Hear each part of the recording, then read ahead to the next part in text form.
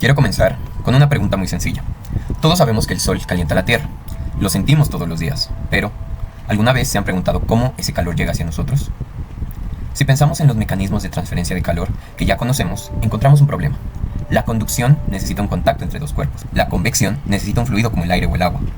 Pero entre el sol y la tierra prácticamente hay vacío, no hay un sólido que los una y tampoco un fluido que transporte energía. Entonces surge la pregunta, ¿cómo logra el calor recorrer casi 150 millones de kilómetros de vacío? Mi nombre es Felipe Alejandro Pantoja y yo, junto a mi compañero Alejandro Narváez, vamos a intentar responder estas preguntas y ver un fenómeno muy interesante que se llama la radiación térmica. Ahora nos vamos a preguntar, ¿qué es la radiación térmica? La radiación térmica es la energía que emite todo cuerpo simplemente por tener una temperatura mayor que el cero absoluto. Esto significa que absolutamente todos los objetos emiten radiación. Una persona, una taza de café, una estufa, un automóvil, todo. Lo que cambia es la cantidad de energía que emite. Un objeto caliente emite mucha más radiación que un objeto frío. Muy bien, esto va conectado junto a lo que se llama la naturaleza electromagnética de los cuerpos. Surge otra pregunta más. ¿De dónde sale esa energía? Dentro de todos los materiales existen átomos y electrones. Cuando aumenta la temperatura, estos electrones adquieren más energía y comienzan a vibrar con mayor intensidad. Esa vibración genera ondas electromagnéticas que transportan energía desde el cuerpo hacia el exterior. Esas ondas son precisamente la radiación térmica. Por eso decimos que la radiación tiene una naturaleza electromagnética. Es el mismo tipo de onda al que pertenece la luz visible, las microondas o las ondas de radio. La diferencia está en su longitud de onda y en la cantidad de energía que transportan. En la mayoría de los sólidos y líquidos, la radiación se considera un fenómeno superficial. Aunque en el interior del material también se genera radiación, la mayor parte es absorbida antes de llegar al exterior. Por eso, únicamente la radiación producida muy cerca de la superficie logra escapar. En consecuencia, la mayoría de las aplicaciones de ingeniería se considera que estos materiales se emiten únicamente desde su superficie. Sin embargo, existen materiales que se comportan de manera diferente. En gases calientes, llamas y algunos materiales semitransparentes, la radiación puede salir desde todo el volumen. A este fenómeno lo llamamos emisión volumétrica. La diferencia principal es que aquí toda la masa participa en la emisión de energía, no solamente la superficie. Volvamos a la simulación del comienzo y observemos un comportamiento que no se dejó en claro. En un cuerpo, no se emite la misma cantidad de energía en todas las longitudes de onda. Cuando aumentamos la temperatura suceden dos cosas. La primera es que aumenta la cantidad de energía total emitida y la segunda es que la longitud de onda donde se concentra la mayor emisión cambia. A esta forma de distribución de energía, según la longitud de onda, la conocemos como distribución espectral. Además de depender de la longitud de onda, la radiación también puede variar según la dirección en la que se emite. En este primer caso, la energía se distribuye prácticamente en todas las direcciones, mientras que en este segundo caso, la mayor parte de la energía se concentra hacia una dirección específica. Esta característica recibe el nombre de distribución direccional. Más adelante veremos que esta propiedad es muy importante para calcular el intercambio de calor entre superficies. Hasta ahora, hemos entendido los conceptos básicos de la radiación térmica y cómo se genera. Sin embargo, para resolver problemas de ingeniería no basta con saber que el cuerpo emite energía. También necesitamos responder preguntas: ¿cuánta energía emite? ¿Hacia dónde se dirige? ¿Y cuánta energía recibe otra superficie? Para responder estas preguntas nos vamos a ver envueltos con varias herramientas matemáticas a continuación. Cuando hablamos de radiación, la dirección es muy importante. Una superficie puede emitir energía hacia muchas direcciones al mismo tiempo. Para describir esas direcciones utilizamos el concepto de ángulo sólido. Podemos imaginarlo como un cono que sale desde un punto y abarca una determinada porción del espacio. Cuanto más grande sea ese cono, mayor será el ángulo sólido. Para estos casos vamos a utilizar elementos diferenciales, significando que es una porción muy pequeña. La fórmula sería: el diferencial de omega es igual al diferencial de a sub n sobre r al cuadrado, siendo omega el ángulo sólido, a sub n el área proyectada perpendicular a la dirección de observación y r distancia desde el punto de emisión hasta la superficie. Esta expresión nos permite cuantificar qué parte del espacio ocupa una determinada superficie vista desde un punto. Y también es similar al concepto de ángulo en un plano, pero ahora extendido a 3 dimensiones. Ahora que sabemos describir una dirección, necesitamos medir cuánta energía viaja en esa dirección. Para eso se define la intensidad de radiación. La intensidad indica la cantidad de energía que una superficie emite en una dirección específica. No mide toda la energía emitida por la superficie, sino únicamente la correspondiente a una dirección determinada. La intensidad de radiación es igual a la energía radiada sobre el área proyectada normal a la dirección por el ángulo sólido. De esta expresión podemos despejar la energía radiada, y con esto tendríamos una forma de representar la energía que se transmite en una fórmula. Ahora, con el concepto de intensidad de radiación, podemos describir la potencia emisiva esférica, la cual es un radio que cambia por unidad de área y es describido por todas las longitudes de onda y todas las direcciones posibles. Sin más, la potencia emisiva termina siendo únicamente una triple integral que embarca todo el conjunto geométrico y todo el conjunto de longitudes de onda. Hasta ahora hemos estudiado la energía de una superficie y cómo esta es emitida. Sin embargo, en la realidad una superficie casi nunca está aislada. Generalmente está rodeada por otras superficies que también emiten radiación.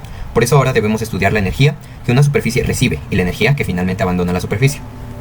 Vamos con el concepto de irradiación, representado por la letra G. La irradiación es toda la energía radiante que llega a una superficie desde su entorno. Esa energía puede provenir de otras paredes, del sol, de una llama o de cualquier objeto cercano que esté emitiendo radiación. Es importante entender que la irradiación no depende de lo que la superficie emite, sino únicamente de la energía que recibe y cuánta recibe. La fórmula sería: la irradiación es igual a la energía radiante incidente sobre el área sobre la cual incide esta energía. Esta expresión indica simplemente la cantidad de energía que llega por unidad de área. ¿Qué ocurre cuando la radiación llega? Cuando la radiación llega a una superficie, no toda tiene el mismo destino. Una parte puede ser absorbida por el material, otra parte puede reflejarse, y si el material es transparente, una parte incluso puede atravesarlo. Por eso, toda la radiación incidente siempre se reparte entre absorción, reflexión y transmisión. La fórmula de esta sería la absorción más la reflexión más la transmisión. Su suma siempre es igual a 1, porque representa el 100% de toda la energía incidente. Ahora hablaré de la radiosidad. Ahora aparece un concepto muy importante. Es representado con la letra J. La radiosidad corresponde a toda la energía que abandona la superficie. Pero esa energía no proviene únicamente de la emisión propia del material. También incluye la parte de la radiación incidente que fue reflejada. La fórmula de esta sería: la radiosidad es igual a la energía emitida por la superficie más una parte de la irradiación que es reflejada. Podemos imaginar una pared dentro de un horno. La pared emite radiación porque está caliente. Al mismo tiempo recibe radiación de las demás paredes. Una parte de esa radiación la absorbe y otra parte la refleja. Por eso la energía que finalmente sale de la pared es la suma de la energía que ella misma emite más la energía que refleja. Esa suma es precisamente la radiosidad. Para continuar con nuestro estudio, vamos a seguir con el siguiente concepto. Vamos a aprender qué es un cuerpo negro. Este es un estándar ideal que se define por 3 características principales. Primero, absorbe toda la radiación incidente, sin importar la longitud de onda ni la dirección. Segundo, para una temperatura y una longitud de onda prescritas, ninguna superficie puede emitir más energía que un cuerpo negro. Y tercero, es un emisor difuso, lo que significa que la radiación que emite es independiente de la dirección. Para describir la intensidad espectral de esta radiación, utilizamos la distribución de Planck. Esta distribución nos muestra que la radiación emitida varía continuamente con la longitud de onda y que su magnitud aumenta con la temperatura. Si observamos esta curva, notaremos que tiene un punto máximo.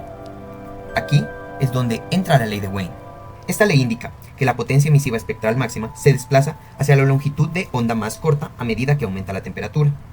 Ahora, si queremos saber la energía total emitida en todas las direcciones y para todas las longitudes de onda, recurrimos a la ley de Stefan-Boltzmann. Para obtener una expresión, el procedimiento requiere integrar la distribución de Planck desde 0 hasta el infinito. En esta parte voy a demostrar cómo se obtiene la ley de Stefan-Boltzmann a partir de la ley de Planck. que describe la radiación emitida por un cuerpo negro para longitud de ondas. La demostración comienza con la ley de Planck, la cual describe el poder emisivo espectral de un cuerpo negro, es decir, nos indica cuánta energía emite un cuerpo negro en cada longitud de onda.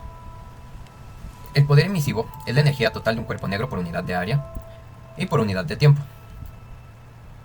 Lambda es la longitud de la radiación electromagnética emitida. T sería la temperatura del cuerpo negro expresada en grados Kelvin.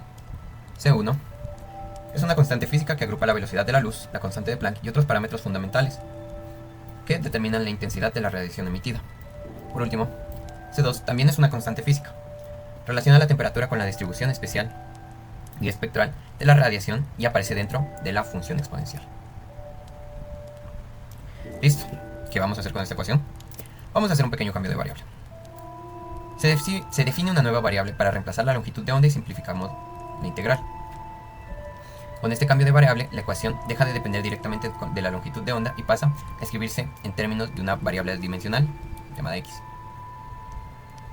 También se calcula el diferencial correspondiente y se modifican los límites de integración para mantener las equivalencias matemáticas, sustituyendo las nuevas variables y el diferencial. Junto a los nuevos límites tenemos esta ecuación. También notamos que a la hora de derivar y de sustituir nos queda un menos. Ese menos lo podemos intercambiar por los límites de la integral, la cual nos cambiaría. También podemos simplificar los términos, como la C2, la temperatura, con lo cual podríamos dejar todo este término afuera y simplemente nos quedaría esa integral. Una integral cualquiera que se puede realizar y la cual nos da pi a la 4 dividido entre 15. Por último,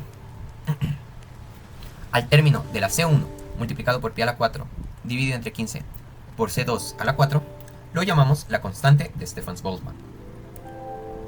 Con lo cual nos queda la temperatura a la 4 multiplicando a la constante de Stefan-Boltzmann y nos quedaría esta ecuación.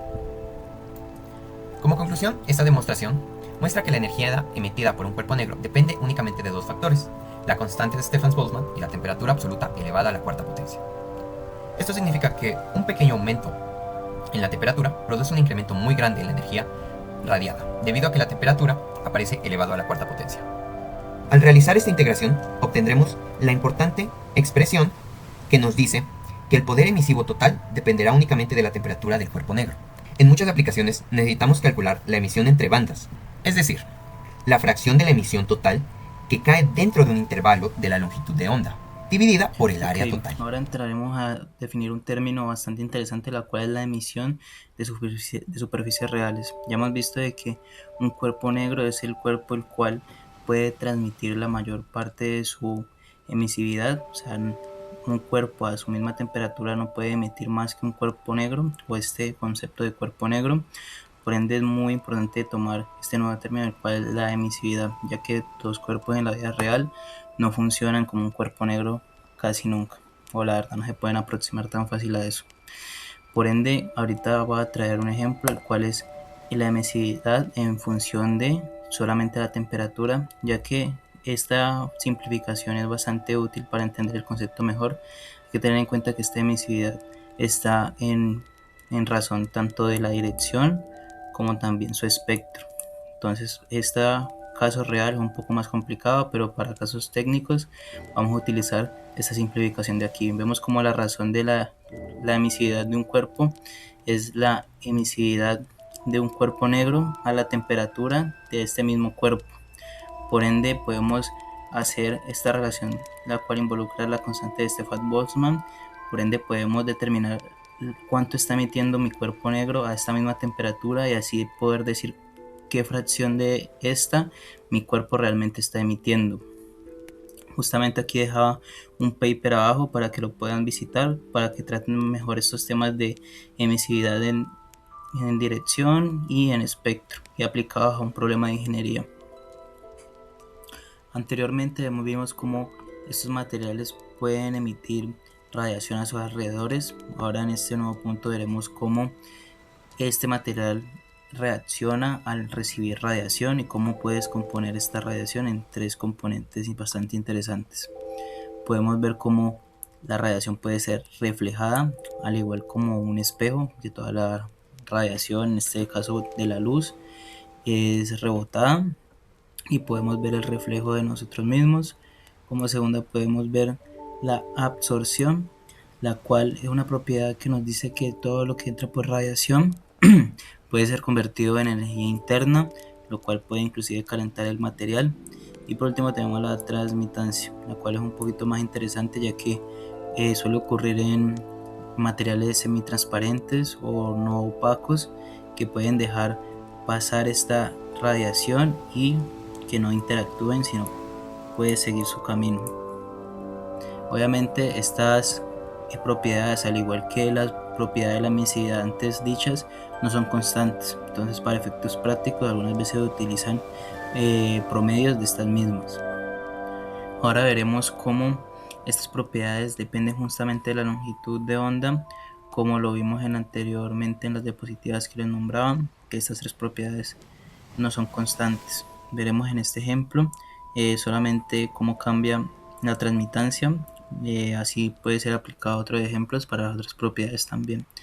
Este ejemplo nos dice que una cubierta de vidrio está protegiendo un colector solar. Nos piden determinar la transmitancia total de justamente esta cobertura de vidrio y nos dan aproximadamente la distribución de cómo se comporta la transmitancia en función de la longitud de onda. Más que resolverlo, voy a determinar o a darles el análisis de cómo funciona esto físicamente. Vemos de que justamente el protector de vidrio deja pasar, o su transmitancia es mayor en longitudes de onda corta. Vemos que van desde el 0.3 hasta el 2.5. Son longitudes de onda cortas, las cuales luego esta transmitancia baja o se vuelve casi cero para longitudes de onda mayor. ¿Esto qué me quiere decir? Que el protector deja pasar la radiación solar, pero no deja escapar la radiación infrarroja, ya que sabemos de que la radiación infrarroja tiene una longitud de onda mucho mayor. Entonces esto es muy interesante, ya que me deja recolectar la energía solar, pero no me la deja escapar por radiación, porque ya estamos en el aspecto infrarrojo.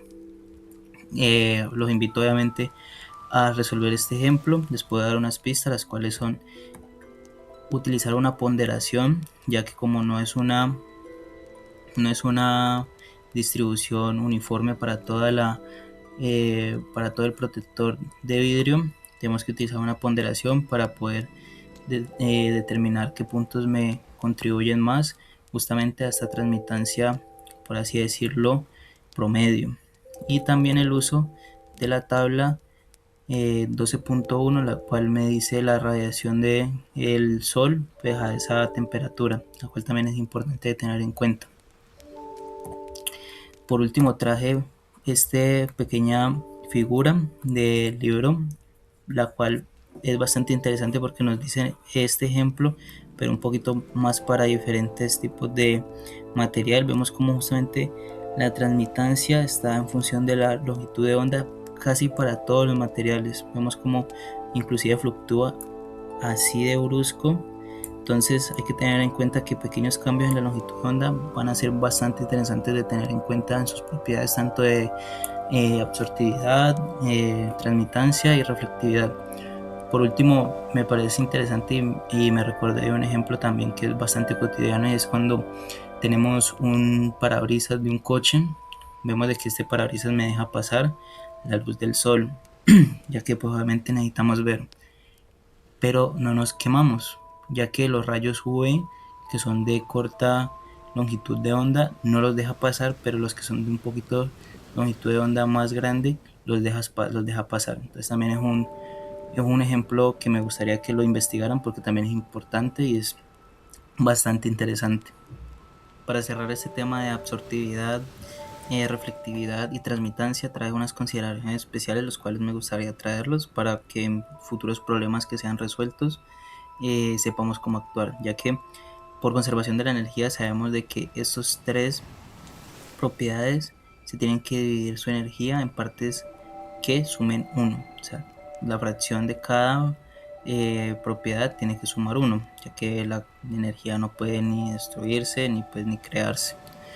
Los subíndices obviamente determinan de que, como hemos venido trabajando, para una longitud de onda específica, si tomamos unas propiedades totales, podemos ver cómo estas pues desaparecen estos subíndices y quedan como propiedades totales o ponderadas.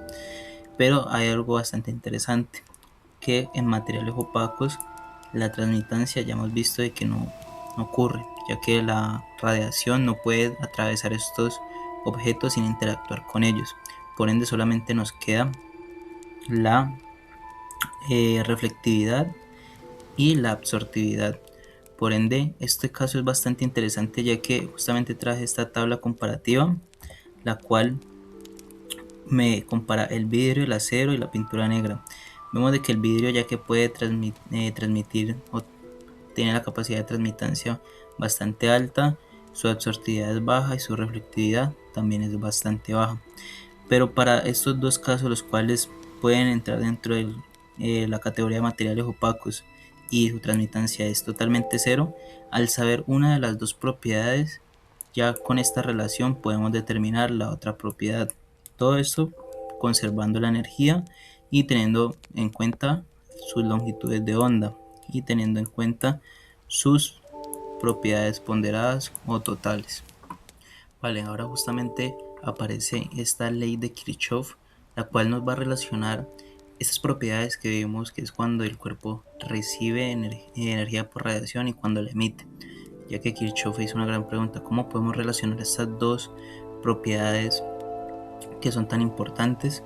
Bueno, él la hizo de la siguiente manera, realizando un balance de energía en una área o un cuerpo que se encuentra en un recinto isotérmico. Eso es bastante importante, estas suposiciones.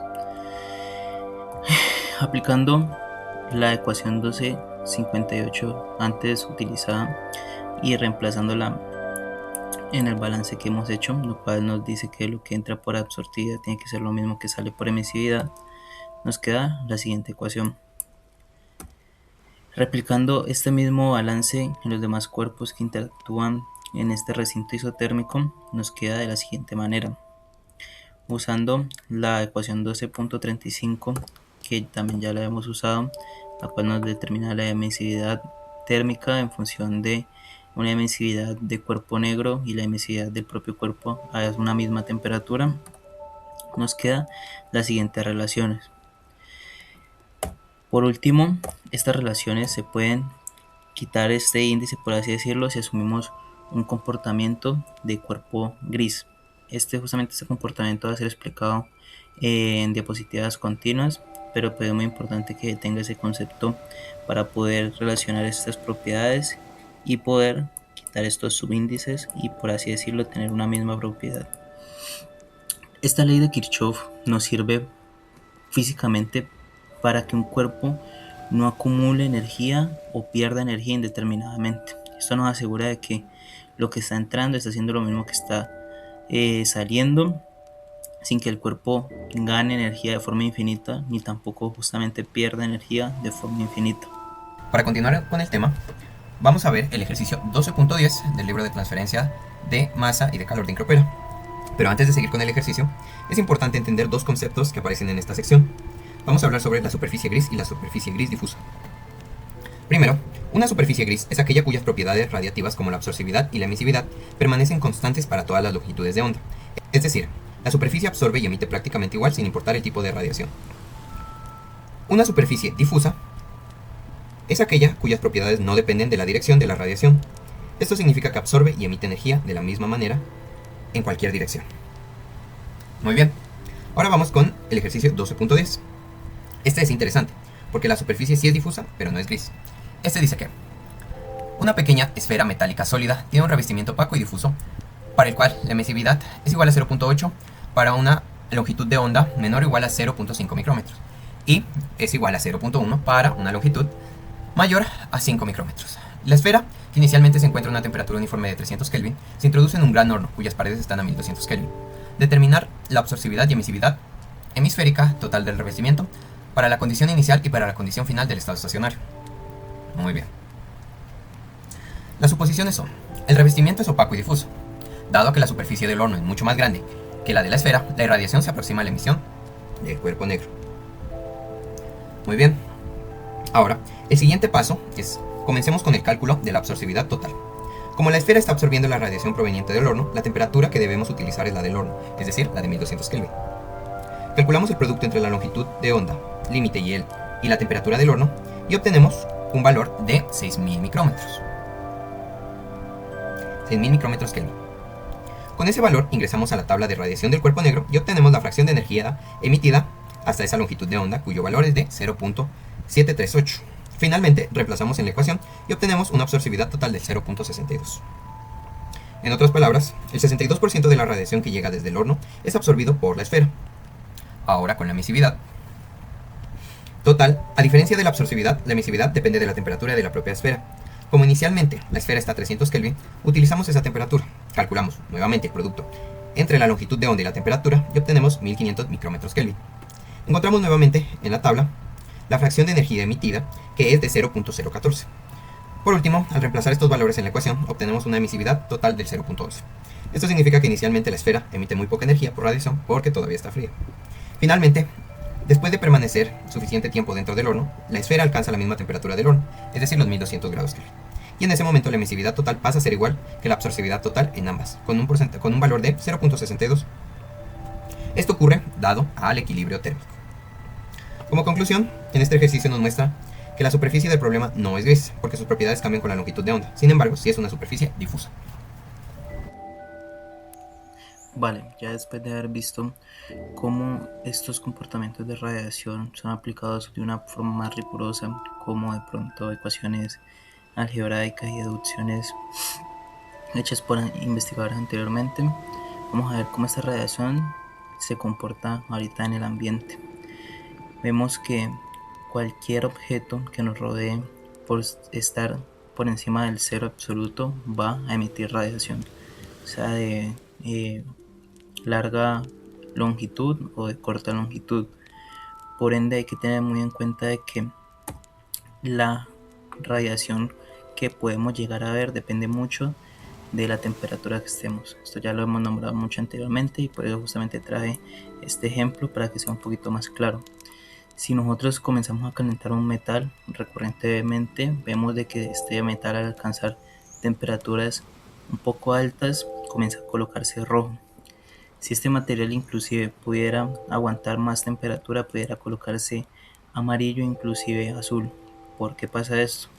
Ya que al aumentar su temperatura, su radiación y su longitud de onda comienzan a ser cada vez más cortas, pasando primero por los rojos, como siempre lo vemos en estos metales al calentarlos, y como les nombraba, si este metal aguantara, pudiera tornarse inclusive amarillo y llegando a los azules. ¿Qué mejor ejemplo que la radiación que nos llega del sol? Traje esta gráfica para ver cómo el comportamiento de la radiación que nos llega del sol puede ser inclusive simulada o hacer un símil a la radiación de un cuerpo negro a la misma temperatura que se asume que está en la superficie del sol. Vemos como esta línea de aquí es el comportamiento real del sol y es como se supone que sería ideal según sea un cuerpo negro. Vemos que es casi parecida, por eso un sol o nuestro sol puede ser considerado o se puede hacer una aproximación de cuerpo negro. Pero vemos algo interesante, que esta radiación que aparece acá es la radiación solar que llega realmente a la superficie terrestre. ¿Por qué pasa esto? Justamente por nuestra atmósfera nos protege de estas longitudes de onda que son cortas, también denominadas UV o que están en el rango UV, gracias a la difracción y absorción de la luz en las moléculas que están presentes en el aire o en nuestra atmósfera, haciendo de que toda esta radiación, que puede ser inclusive muy peligrosa para nosotros, no llegue y nos proteja de ella. Pero observamos de que la radiación infrarroja sigue llegando a la superficie terrestre. Obviamente esto es por su larga longitud de onda, y al presentarse una larga longitud de onda no interactúa tan bien con estas moléculas que están presentes en el aire.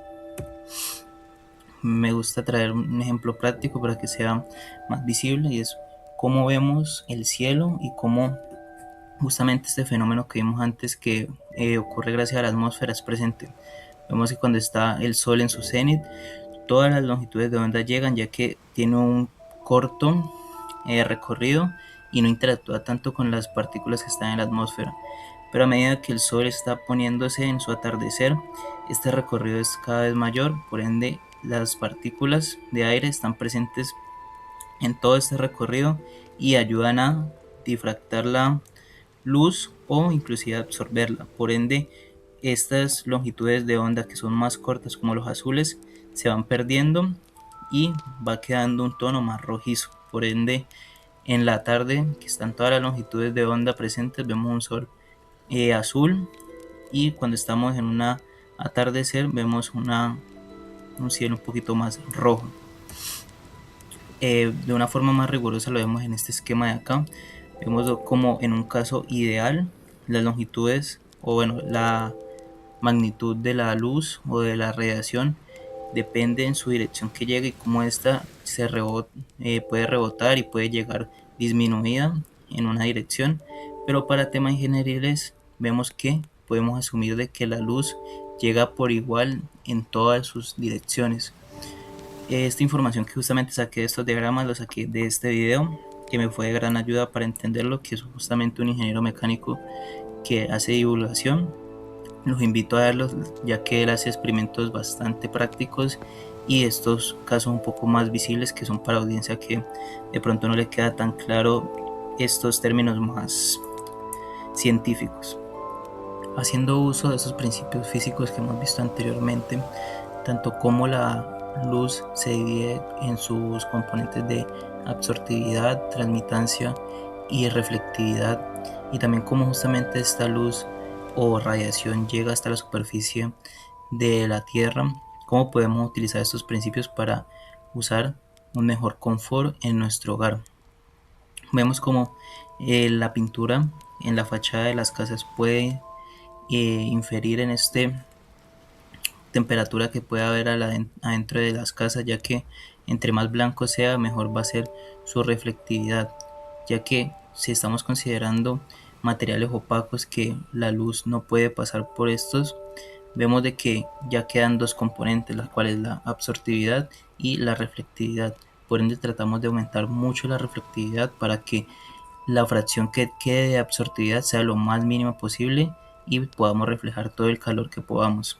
Eso lo logramos con estos tonos blancos y con chapas, las cuales sean lo más pulidas posibles para que tengan una superficie bastante reflectante.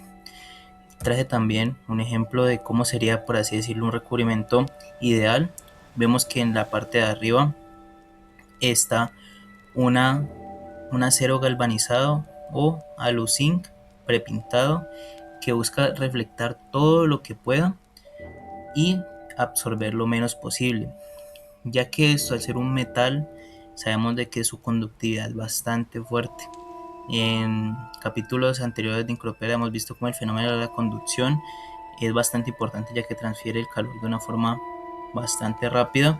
Entonces, si esta chapa se comienza a calentar, por más pequeña que sea su absortividad, ese calor lo va a pasar al hogar de una forma bastante rápida, va a comenzar a calentar el aire en la parte de adentro. Por eso buscamos colocar un aislamiento de espuma en la parte de adentro para evitar de que justamente este calor pase, y sellar por debajo con una nueva chapa de acero galvanizado. Este tipo de configuración se llama chapas tipo sándwich, obviamente por su estructura. Ahora aparece un factor de visión, que este se puede considerar es qué tanta energía realmente está llegando a mi otra superficie que están interactuando radiactivamente, ya que, como observaban en esta gráfica, aunque estén separadas y a un diferente ángulo, esto va a incidir en cuánta energía realmente está llegando una u otra. Lo vemos por medio de esta relación, la cual F es la fracción de radiación que está llegando de un cuerpo I a un cuerpo J, y también como este cuerpo J le está dando radiación a un cuerpo I. Esta relación es importante porque nos da a entender de que aunque un cuerpo tenga un área muy grande, este otro, aunque sea muy pequeño, este grande solamente va a ver una parte pequeña del área, mientras que el pequeño va a ver una parte grande del área. Eso es bastante importante a tenerlo en cuenta, ya que esto nos va a dictaminar cómo van a interactuar ahora estos elementos en un ambiente donde estén los dos participando. Vemos de que todas las fracciones de radiación van a ser igual a 1, ya que nos tenemos que asegurar de que todos los cuerpos que están participando en el ambiente interactúen entre ellos. No puede ser de que uno no interactúe con el otro si está en su campo de visión. Por eso entra el término visión, o sea, en su campo no interactúe o interactúe más. Esto nos ayuda a conservar la energía. Si estamos en un lugar tridimensional, ya aparece un tensor de factor de visión, ya que ahorita la primera índice, lo cual mide también a la fila, va a ser el emisor, y el segundo índice, que va a ser la columna, me va a decir el receptor. Entonces, en un espacio tridimensional vemos cómo interactúan todos tres entre ellos, dándonos como resultado la suma de estos tres igual a 1. Por igual están conservando la energía. Justamente traje este ejemplo de acá abajo en este video, lo cual les invito a visitar, ya que él muestra cómo este factor de edición es importante cuando estamos en un lugar escampado. Digamos, no hay nada a nuestro alrededor con el quien intercambiar energía y estamos en una noche escampada. El único con el que podemos intercambiar energía por radiación es el cielo, y el cielo sabemos de que está bastante frío porque es el espacio. Entonces siempre nos recomienda estar resguardado en lugares donde podamos interactuar con diferentes objetos para intercambiar radiación. Entonces les invito a ver este ejemplo, el cual también habla justamente de los recubrimientos arquitectónicos que estábamos viendo anteriormente. ¿Cómo calculamos justamente este factor de visión? Este factor de visión depende de una integral, ya que estamos hablando de áreas, y obviamente esta definición es bastante complicada. Por ende, ya autores han simplificado estos casos en tablas, los cuales nos va a servir de gran ayuda, ya que son casos muy típicos que vamos a encontrar en la industria, como placas que están viéndose paralelamente, si hay un ángulo entre ellos, si hay un ángulo recto, si ya estamos hablando en 3 dimensiones, e inclusive ya hay esquemas, o por así decirlo, relaciones que me los dan en función continua, inclusive, o bueno, si se puede considerar continua. Esto nos ayuda mucho a simplificar los cálculos, ya que un factor de edición realmente no es tan fácil de calcular, ya que depende exclusivamente de geometrías, posiciones e inclusive las formas de los actores que están participando en el intercambio radiactivo. Vale, ahora veremos justamente el funcionamiento de este factor de edición en un ejemplo, el cual es el 13.4 del libro de Incropera. En pocas palabras, este ejemplo se trata de un recipiente o un horno, se puede también considerar, que tiene una parte descubierta o al aire libre. Entonces nos piden tener cuál es la potencia requerida para mantener este horno a una temperatura constante, sabiendo que se va a estar escapando por aquí parte de esa energía. Bueno, iniciamos por la suposición en la cual tomamos como el interior de la superficie es como si fuera un cuerpo negro, o sea que su emisividad es igual a 1. También tenemos que la transferencia por calor por el medio de convección es, por así decirlo, despreciable. Y también estas otras que también son un poquito más detalladas. Tenemos el esquemático del sistema, el cual tenemos que el cuerpo 1 pueden ser denominadas las paredes, que nos dan el área y la temperatura. Nos dan también el cuerpo 2, del cual es el fondo del recipiente o del horno.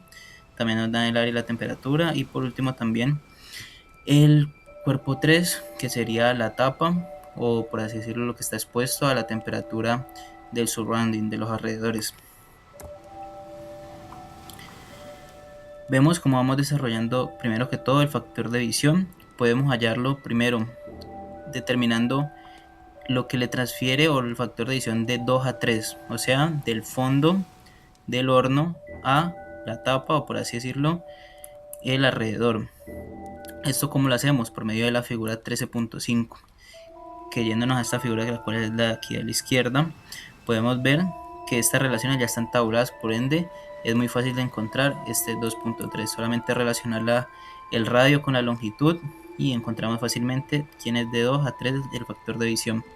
Seguimos con el factor de edición de 2 a 1, sabemos que por conservación de energía, ya que tenemos el de 2 a 3, lo que resta del factor de edición le tocaría a las paredes, o sea, de 2 a 1, entonces hacemos 1 menos lo que ya habíamos encontrado antes y ya determinamos también el factor de edición de 2 a 1, o sea, de el fondo hacia las paredes. Ahora tenemos por reciprocidad o por así decirlo equivalencia, que era el área y los factores de división. Esto ya lo vimos en ecuaciones anteriores. Podemos relacionar ya no solamente lo que le está dando el fondo a la pared, sino lo que le está dando la pared al fondo. Entonces así podemos encontrar el factor de división de las paredes hacia el fondo. Pero como sabemos que esto es un horno circular, o sea cilíndrico, es simétrico, entonces por ende también va a ser justamente lo que le toque las paredes a el alrededor, o sea la tapa. Ya solamente queda reemplazar en estas ecuaciones. Sabemos que el calor que necesitamos o la energía que necesitamos para conservar la temperatura tiene que ser lo que está perdiendo por las paredes hacia el alrededor y el fondo hacia el alrededor. Ya tenemos el área, acabamos de encontrar los factores, tenemos la constante de Boltzmann y también nos dieron las temperaturas al inicio, solamente reemplazar y nos queda el calor. Muy bien, ahora vamos a seguir con el ejercicio 13.18 del libro Incorpora. Nos dice, un horno de secado consiste en un conducto semicircular largo de diámetro de 1 metro. El material a secar cubre completamente la base del horno, mientras que la pared se mantiene a una temperatura de 1200 Kelvin. Si el material húmedo permanece a 325 Kelvin, tanto la pared como la superficie del agua pueden aproximarse como cuerpos negros. Determinar la tasa de secado por unidad de longitud de horno. Pero, para hacer un poco más interesante el problema, yo modifiqué los valores. No van a ser los mismos que piden. Por ende, mi diámetro del horno va a ser 1.20 metros, mi temperatura de la pared va a ser 1100 grados Kelvin y la temperatura de mi material húmedo va a ser 350 grados Kelvin. También voy a seguir con la consideración de cuerpos negros. Mi longitud unitaria va a ser igual a 1 metro y mi factor de forma va a ser igual a 1.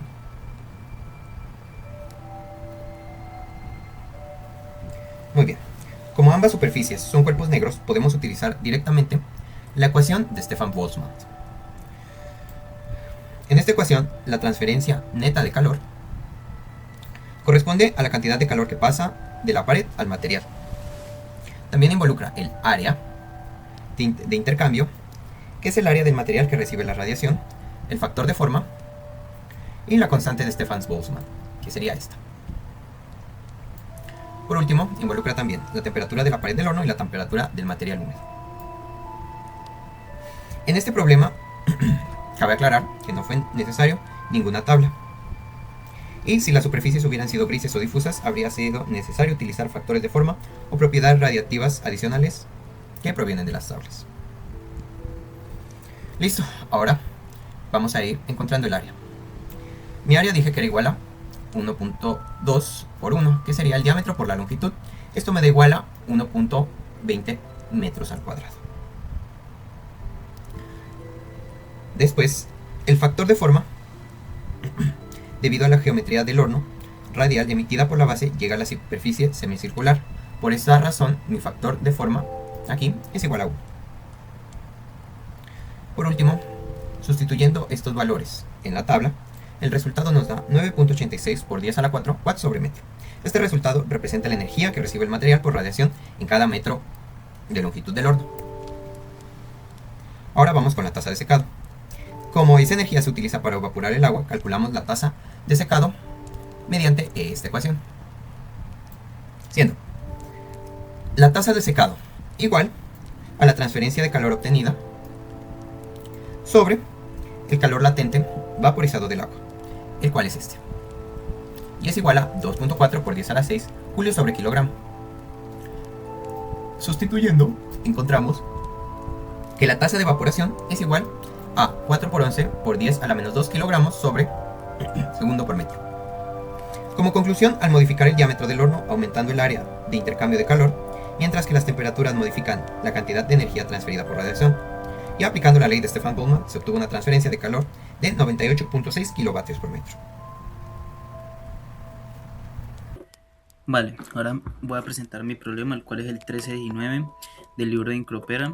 Nos piden esta configuración, las cuales pueden ver más a detalle, pero pues en conclusión nos piden cuánto es la transferencia de calor de 1 a 3, teniendo todas las consideraciones obviamente del factor de división y de los áreas. Obviamente el profesor nos pide que cambiemos los valores de la altura, el diámetro y algunas de las temperaturas. Decimos cambiar la altura y el diámetro por 1 y la temperatura en 3 por 200 Kelvin. Vamos a desarrollar el problema. Primero partimos de la, por así decirlo, conservación de energía. Sabemos que todos los factores de división tienen que sumar 1, ya que la energía no se puede destruir ni crear.